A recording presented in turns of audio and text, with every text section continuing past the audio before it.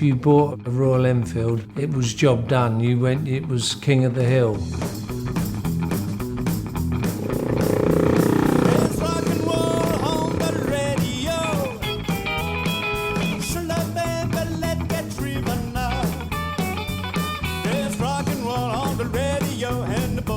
The origins of the Royal Enfield Continental GT 250, not only was it the best handling, but it was the fastest and lightest, and I think best looking available in the UK.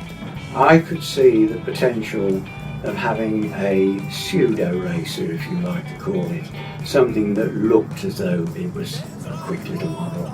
And I approached the managing director at the time, suggested that we ought to do things like putting a more racy looking petrol tank, clip-on bars, etc. And he said, right, build one up.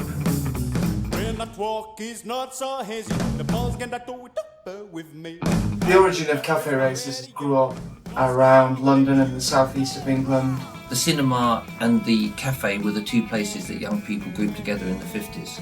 And race from one cafe to another is where the concept of cafe racer came. Press coined the phrase rockers. To define a rocker, it's just a strip rocker, bikes, leathers, rock and roll. The most iconic detail for a rocker would have been the leather jacket with jeans and a pair of strong boots. The young men would take the hottest bikes of the time, they'd lighten them, they'd make them more like the race bikes of the time. In the early to mid 1950s, you had something called ton-up boys. Ton is 100 miles an hour. If you could achieve 100 miles an hour, then that was it. You've made it. The only guy to blame, reopening an establishment renowned for many things, but not particularly necessarily for its food. If you were a rocker and you came into here, normally at night, this car park would be full of rocker bikes and full of rockers inside. Everything had got to be a punchy rock beat. Elvis, G. Vincent, Eddie Cochran. Because we weren't so much into dancing. I mean, motorcycles have meant rebellion for 100 years or more. What are you gonna do? The world moves on, music moves on, styles move on. What doesn't change is human emotion.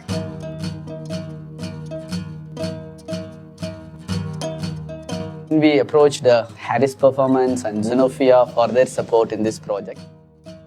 We sat down and designed the actual geometry, which is fork angle, trail, wheelbase, seat height, type of suspension movement, positioning of engine, gearbox sprocket position, crankshaft centre.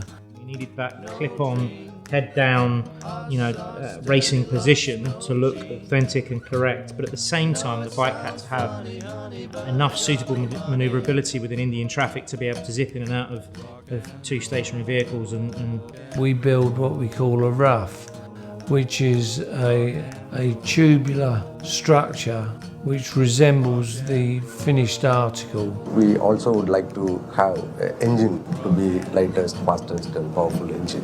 The powertrain, the engine has to reflect that kind of a character.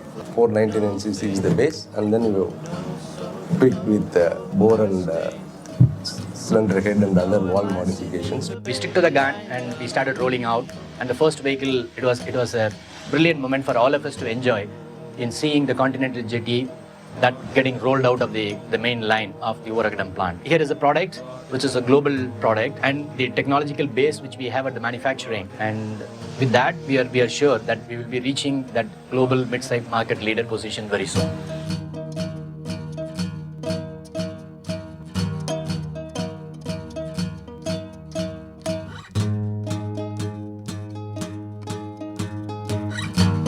You should enjoy it.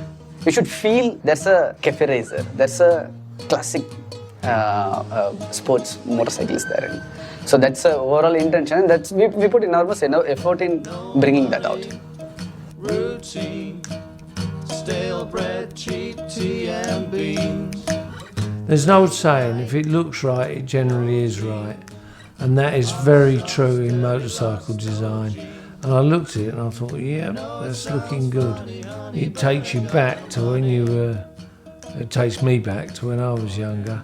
But I think when you actually get riding it, you'll just have a grin on your face. It's that type of bike. Television, flat drink, wash up, fill up the sink. No care, no think, no soap, no hope, I stink. I know it might seem mean, but baby, I ain't gonna breathe.